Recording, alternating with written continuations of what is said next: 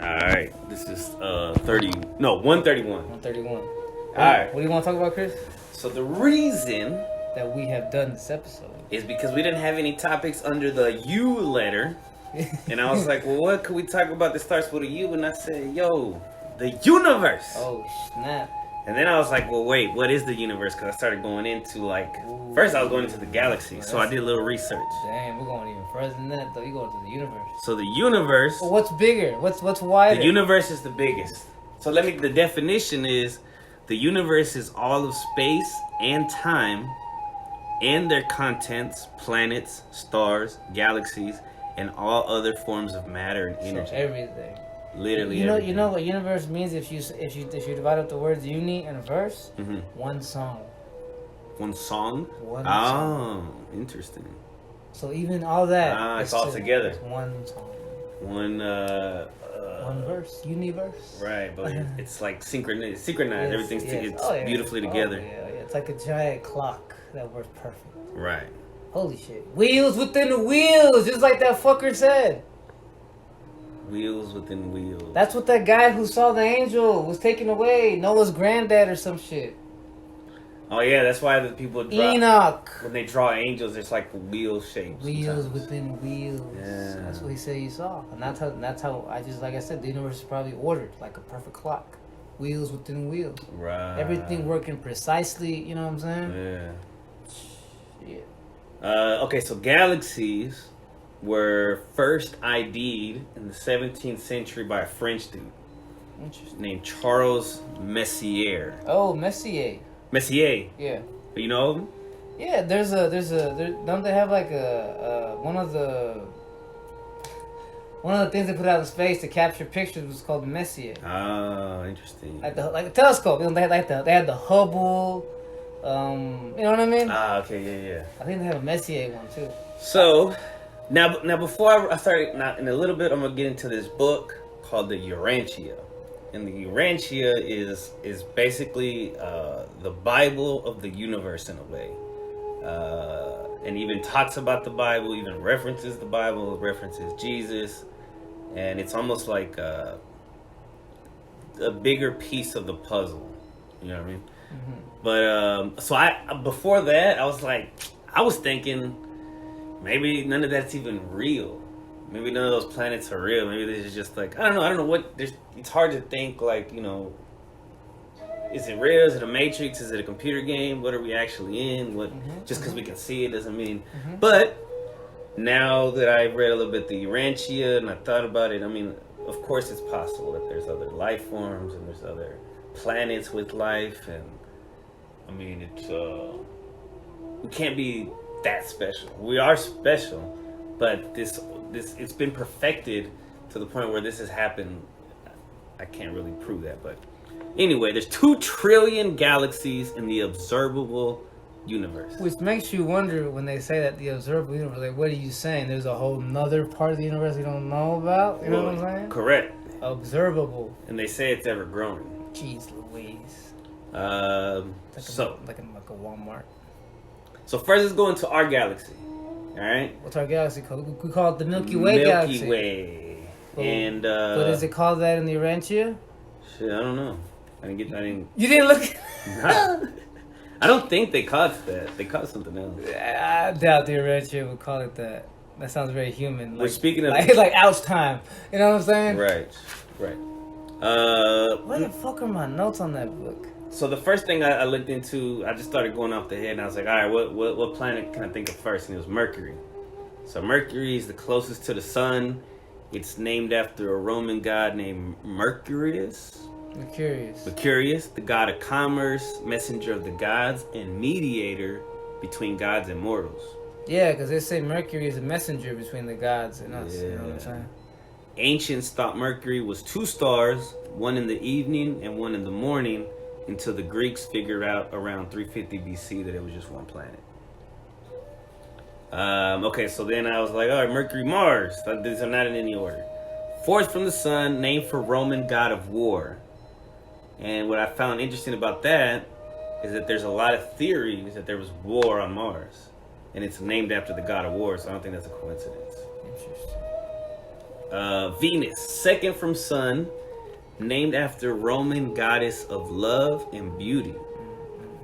The brightest natural object in Earth's sky at night after noon. That's like the newest planet, right? Can be seen in the day. I'm not sure.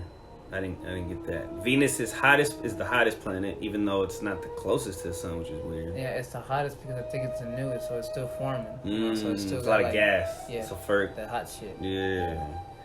And it spins, and that's probably why it spins in the opposite direction of most planets, probably because it's so new. It's still developing. Right. Yeah, it's like going against it, like being formed and shit. Yeah. All right, so then I was like, all right, well, Jupiter. I know Jupiter. Roman god equivalent to Zeus. And they used to be, I heard they used to be like an old sun, right? I didn't get that, but that's interesting. Okay. Saturn too. Interesting. It's the largest. And you know who Saturn's father is? Uranus. Uranus is an even older sun. Interesting. I didn't know that. Yeah, you like that shit, right? Yeah. And then Jupiter is famous because it has like that giant storm that's bigger than our planet. Well, that. And then I started thinking about the moons. Yes. There's Europa. Oh yeah, Jupiter has like the most moons, right? Jupiter and Saturn have like a lot of moons, and they're like. That tells you something, right? Yeah. Because that's what I'm saying. They used to be old suns. You're watching like an old universe almost, mini universe. Like it's like I feel like they were not necessarily failed experiments and failed planets that just didn't work correctly. I mean, it took millions of years for life to be able to survive on Earth, and so it's like I'm sure they have different planets, and they're like, all right, let's try here, let's see if this works, and it's not always gonna work. Or what if it's not that it was successful? It's that you're watching an experiment that was from a whole like imagine Urantia is what's going on with this experiment. Mm-hmm. What if there's like another book just as fat and they talked about the experiment when they put life on Saturn. Right. And in a fatter book when they put life on Uranus, you know. Right. It's always gonna end up like it's not just because it doesn't exist doesn't mean it failed. It was it happened. It's the past. You know what I'm saying? Like we go to Rome. I mean, Rome did fall, but it's not like you got to erase off the map. It's not there anymore. You know, the new kingdoms came up. Right. Yeah, ruins. There you go. Which they say are on Mars. And the moon and stuff like that face on Mars. You think of Dune, right, man? Yeah. Shout out to Dune, which kind of put me on this path. Shout out to Frank Herbert, this genius of a man. Is he British? I don't know about that. Oh. But there's recordings of him reading his books, and we can find out real quick. Interesting. So Uranus is I guess, as an Aquarius or my time period, it's my leading planet, and I always hated that. What if, check this out? Because remember, your sign is the guy that flips the thing over the water. Mm-hmm. What if that's because it used to be flipped another way? Remember how Uranus has the halo is not how it is on Saturn. Oh, the halo is the other way around. What if because it was tipped over at one point? Interesting. Damn. So that's Greek god of the sky.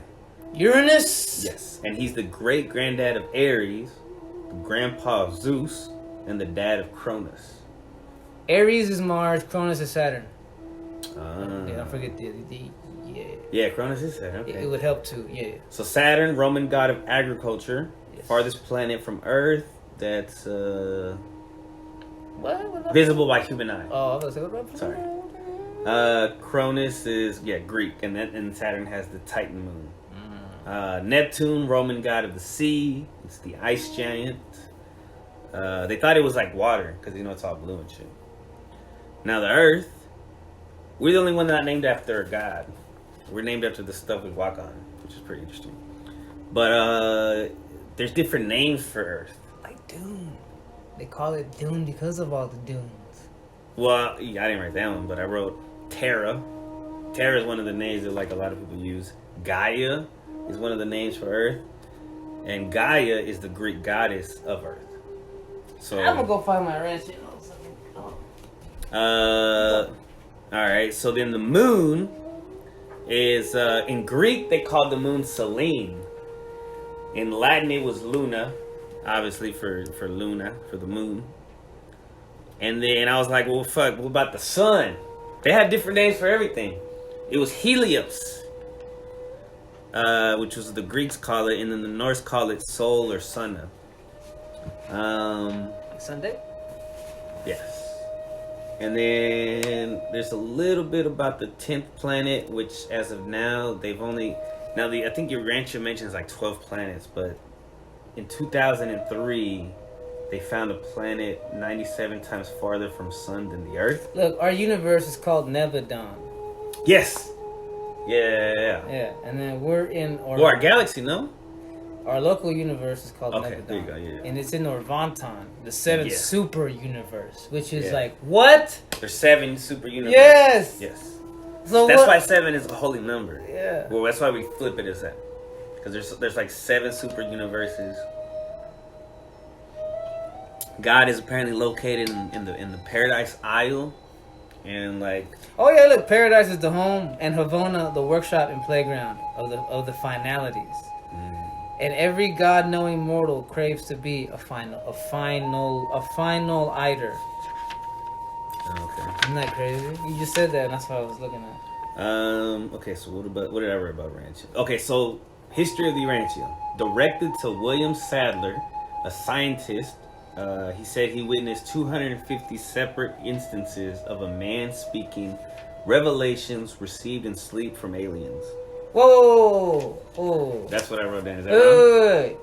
Repeat that last part. Wait, so he was looking at a guy? Yes. Who was sleeping? That's what he says. And he was receiving... the information from the aliens. So while he was sleeping, he was speaking this, I'm assuming? Yes. Okay, I was going to say, wait, so did he watch some angels? Or maybe he woke up and told... But it was so dictated, maybe they were just using his body as a vessel. Because the way you make it sound like that, the way I picture it, like, so you watching some guy getting talked to by some spirit, you know, it's weird. But no, he probably wrote it down. Yeah, okay, I get it. It discusses Christianity, says the universe is made of 7 concentric rings, and the inner ring is where God dwells in what is called the Isle of Paradise. So the super universes are here, then that inner universe, there's an inner universe. Yeah. That's what it sounds like. Yes. And we're just part of one of those outer, the outside. One of those, yeah. Damn. But the goal, eventually, is to reach the inter. But that's going to take... And that's Havana, right? I believe so. So it says Jesus is one of many creator's sons and also appeared as Archangel Michael. He's also called the Avonal son. Interesting. Yeah, Avonal son. And let's see. It says God is the universal father of all humanity. He exists in 3 trinities. God is love, the Son is mercy, and the Spirit is the ministry. The ministry of divine love and endless mercy to all intelligent creation. Wow. The creator of the universe is Son Michael. Yes.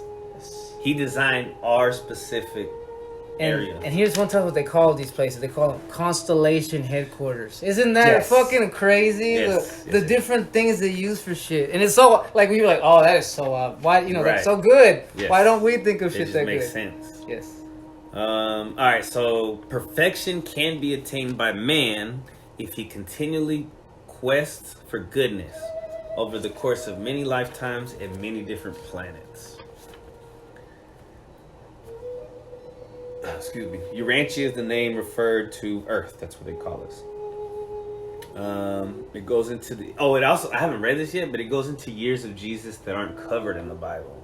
So I definitely want to get into that. 7 super universes with many subdivisions. And that's all I have written. But like I was telling you earlier, what I've read in the Urantia, it goes into like how Adam and Eve were like these agents and they were just trying to help. But alien agents. Yes. 8-foot alien agents. Yes. Not from this planet. Correct. From where? From another planet. Didn't say where? Didn't give us exact names? There's names, but I didn't write down the names. I just kept reading and reading. It's hard to like remember the names. We'll get back to you on that. But they're basically 8-foot aliens. Right. They were trained. They volunteered. This was an honor for them to come to this planet. Did they come here in spaceships? They call them... Yeah, they were transported. They don't say spaceships, but I'm assuming that's how they... Because it says that they landed on the spinning Earth slowly. So I imagine it's some kind of ship. Right. What else? Keep going. So... Why were they here? Why were they sent here? So the one of the books in the Urantia talks about the creation of Earth, aka Urantia, aka Gaia, whatever you want to call it, Terra. Okay. And it leads up into. It starts from the beginning, like the creation of the actual rock and the formation of that, and it goes into the volcanoes and the water, and eventually the algae, and then eventually life forms and crustaceans, and it goes into the fish, and then eventually the frog, and it's just millions and millions of years. So it's saying that evolution and creation go they go hand in hand. They both exist and they both need each other. So they've created this ability for these things to evolve here, and they kind of also were able to, before man was here, they were able to manipulate the environment and help it prolong as well. Once man started coming out, they were told, okay, now you got to back off a bit. Who's they? The fucking administration or whoever, like the people who are in charge. I don't know. We're gonna have to do a part 2 of this. So, all right. So then it goes into like, so there's fish, and then after it's all water stuff first because the air wasn't ready yet. Eventually, there's frogs, and frogs still show us. Frogs are one of the oldest animals, and they still show us that evolution within their own little lifetime. Yeah, little tadpoles. The tadpoles are fish, and then they come to land, and they can go back and forth. So frogs are one of the first ones. Shout out to Star Wars. So there are a bunch of frogs. And then eventually it was reptiles, and then the reptiles led a while, and there was like dragonflies. Where'd they come from? Roaches. They just came. The reptiles eventually evolved from the amphibians, the frog types. So then they split. What? So right? some frogs stayed frogs, and then frogs? Yeah, there was some. They just evolved to the environment. And so there was reptilians, and then not reptilians, reptiles. Wow. And eventually, that led to the dinosaurs and all that shit, and but they were so dumb and so big they ended up dying out. The smartest animals at first were like elephants and horses. But anyway, so humans eventually came from there was different kinds of primates, and there was Neanderthals, and there was different evolutions, and eventually some kind of Neanderthal type creature created these twins, and these twins were like the closest thing. Oh my god, yeah, the story of the person who, oh my god. They were like the smartest ones in their whole, and so they were envied by so they had to leave their people, right? Bro. Because they were like, well, we're too smart to be around all our ancestors, so they had to leave.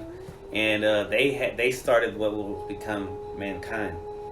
And they couldn't really, the creators of Earth, the angels, the aliens, whatever you want to call it, couldn't really interfere with them. But at some point they transcended those two original humans. They transcended, and they went to, I guess, one of either the inner circle or just a higher level of existence with more knowledge and stuff. And so it described in the Urantia, they were upset when they heard about the fall of Adam and Eve, but that they were but Adam and Eve wasn't a total failure, because like you did say, they did help them evolve. It was necessary, but if they would have been more patient, then it would have went about differently, probably.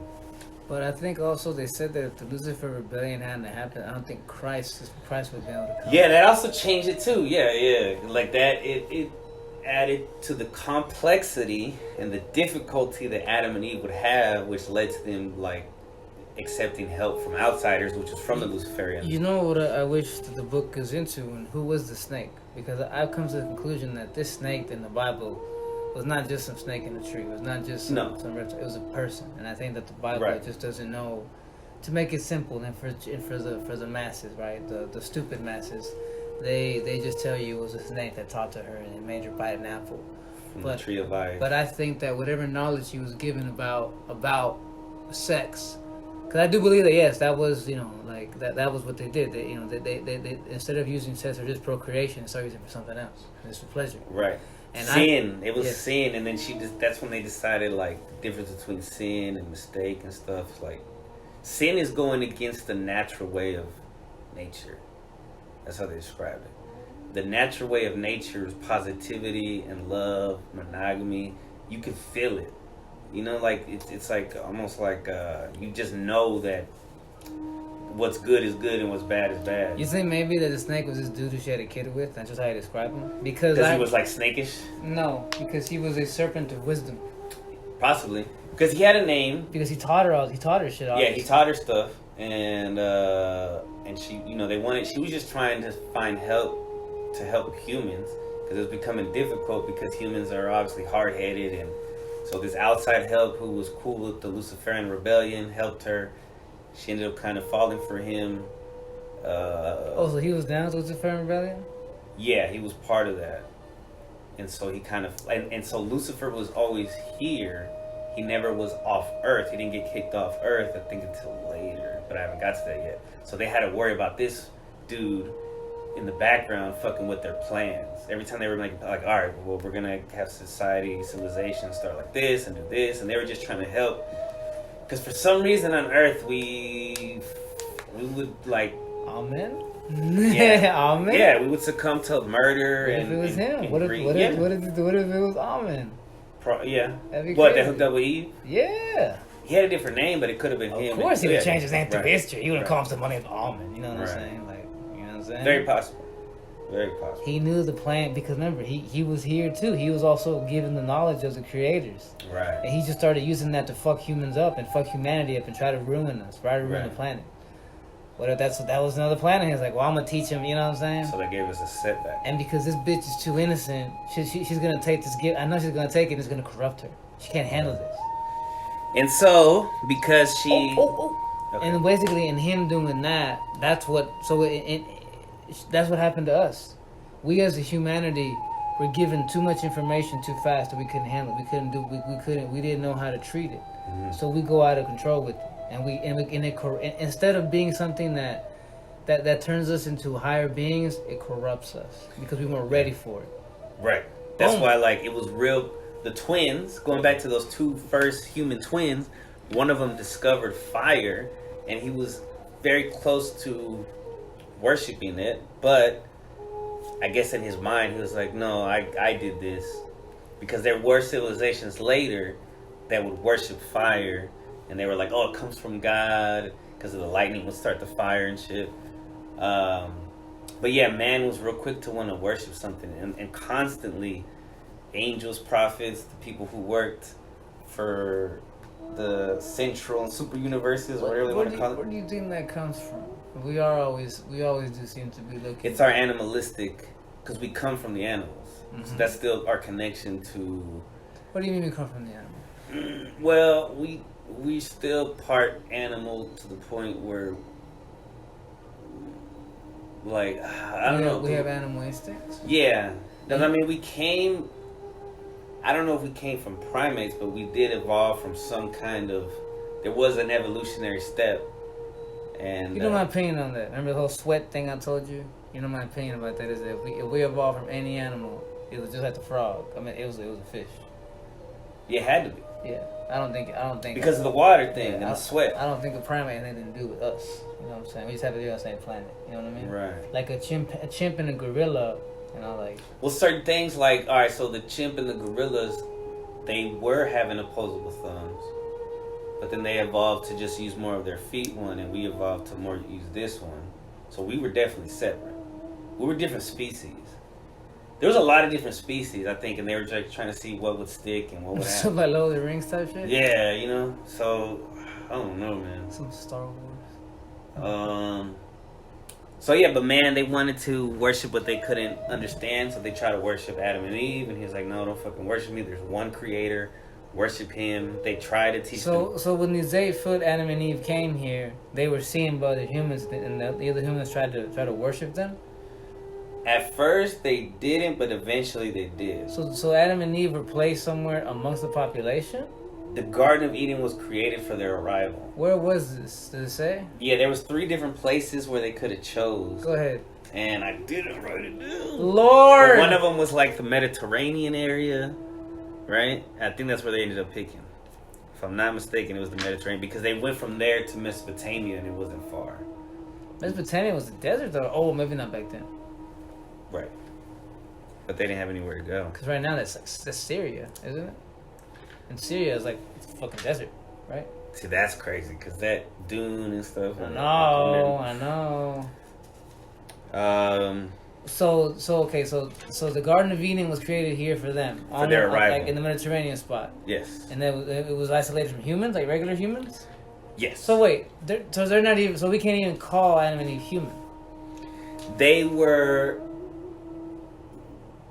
changed a bit so that they could resemble humans, I guess. Damn. Okay, so Adam and Eve were. They never given like a human type body. Okay, so they weren't. I think they were. Okay.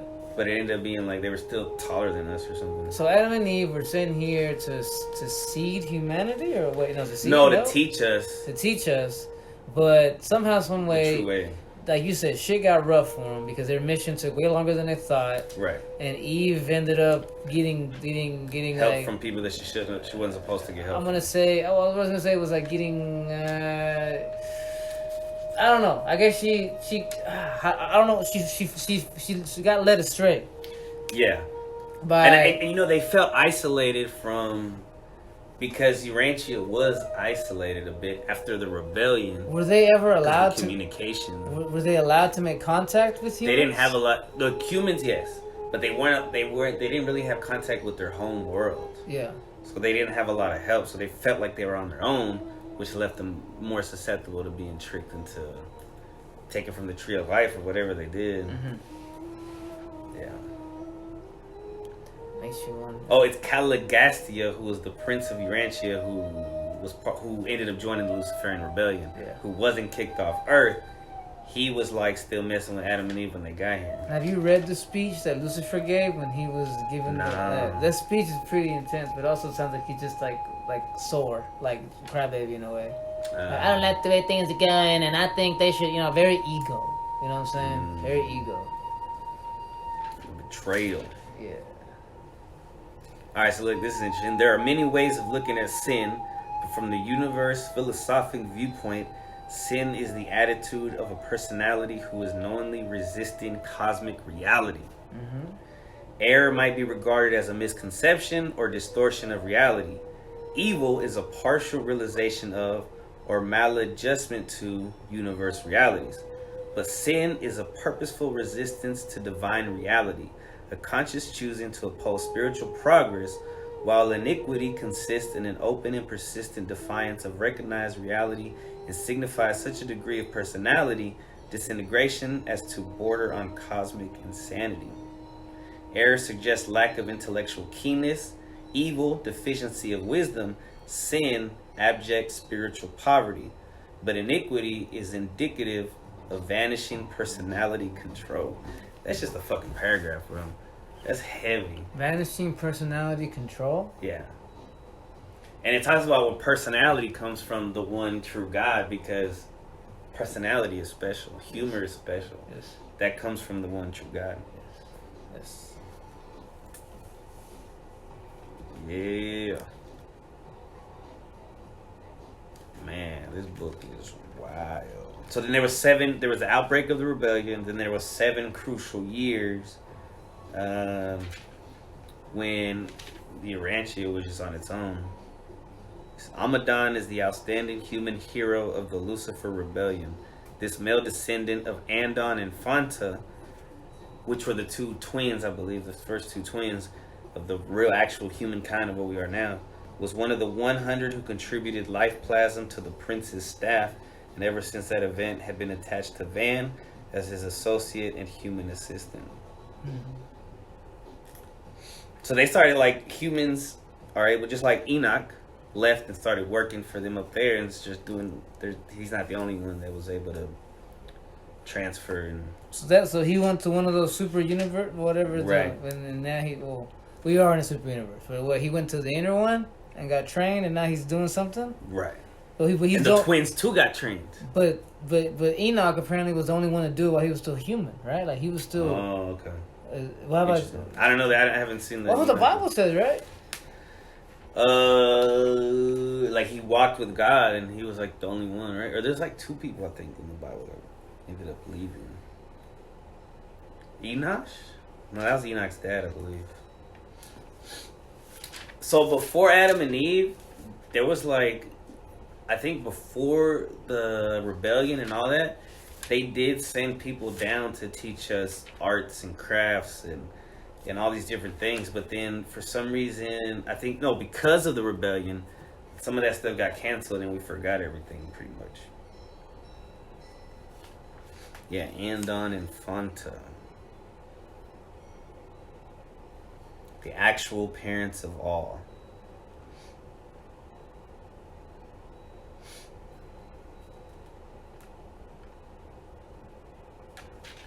Oh, and our this area is called Satania, right? Mm-hmm. And our planet is number 606 of Satania.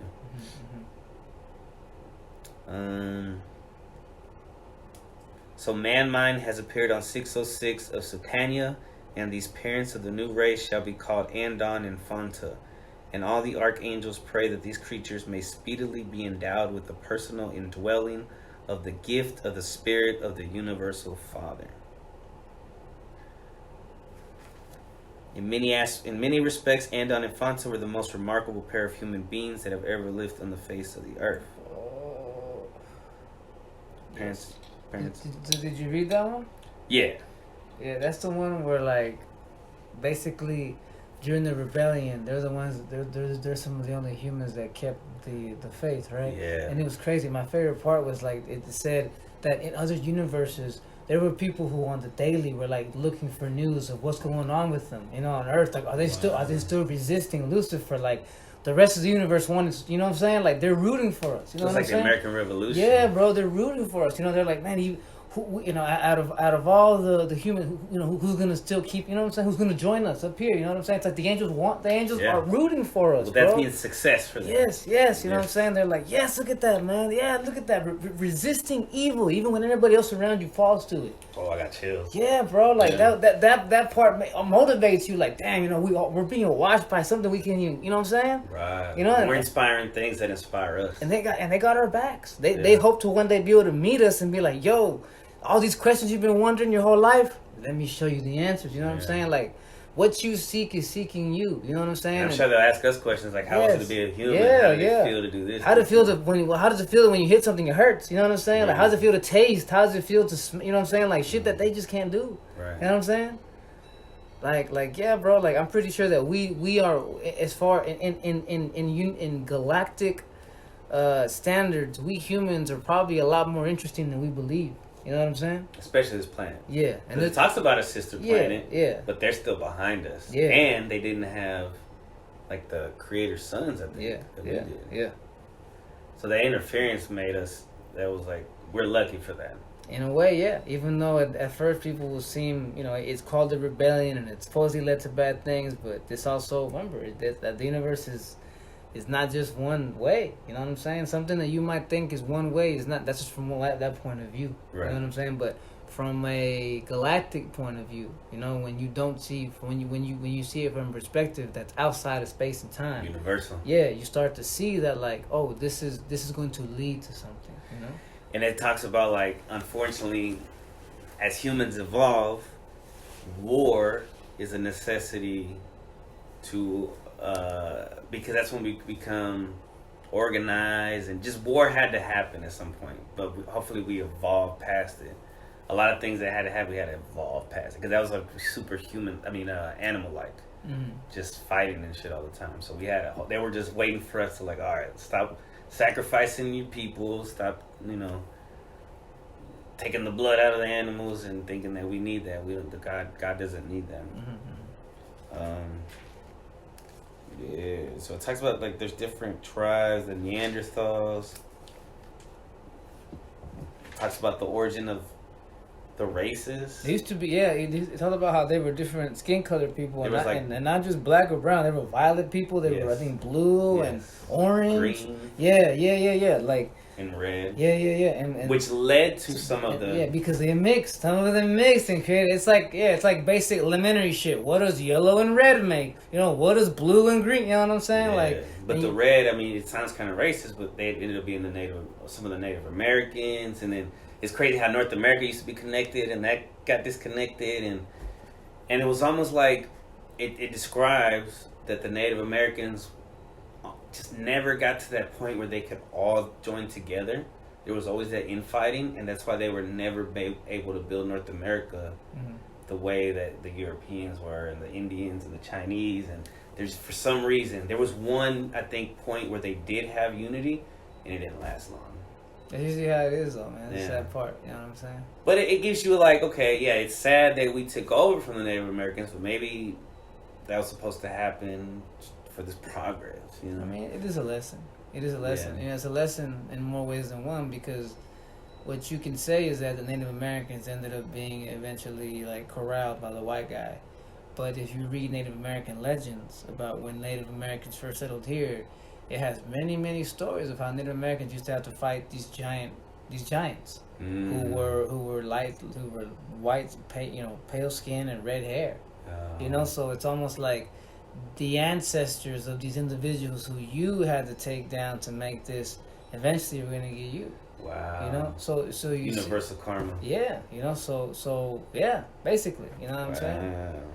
In the movie, we just saw episode 1. There's always a bigger fish. Oh yeah. There's always a bigger fish. Always. And so yeah, they started traveling, and yeah, it's just there's so much, bro. But just thinking about how grand the universe is, I think should also help us put in perspective of what to and not to stress about. Earthly matters are just that, earthly matters. In the grand scheme of things, political parties, religious beliefs, you know, all these things, they separate us, they don't really matter. And it's just stopping us from evolving to our next evolution, which is the ultimate goal.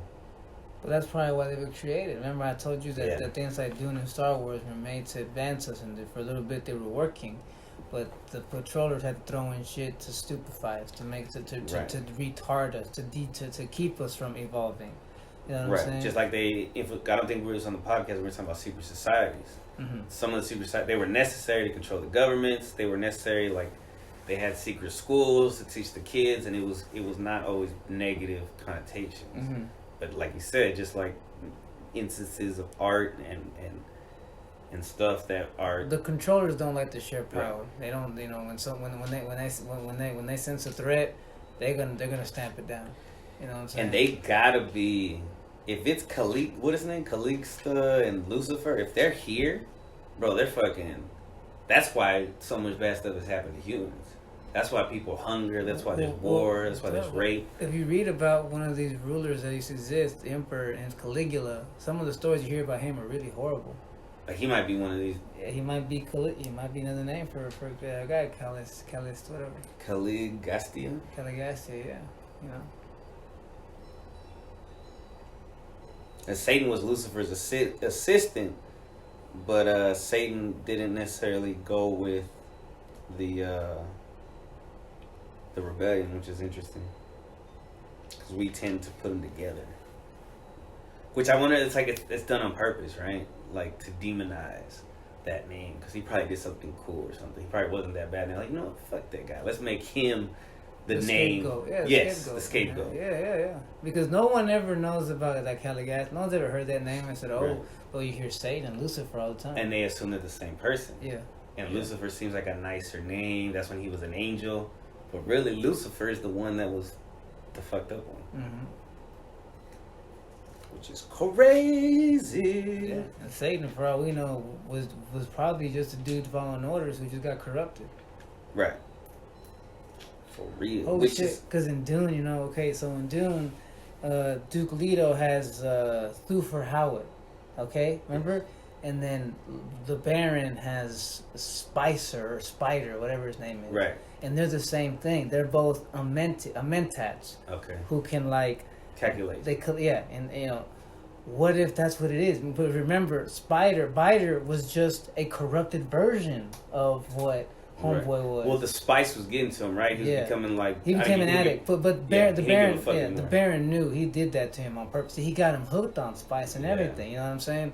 What if Caligastia was sort of like the Baron, and Lucifer and Satan were kind of like fighters? You know what I'm saying? Right.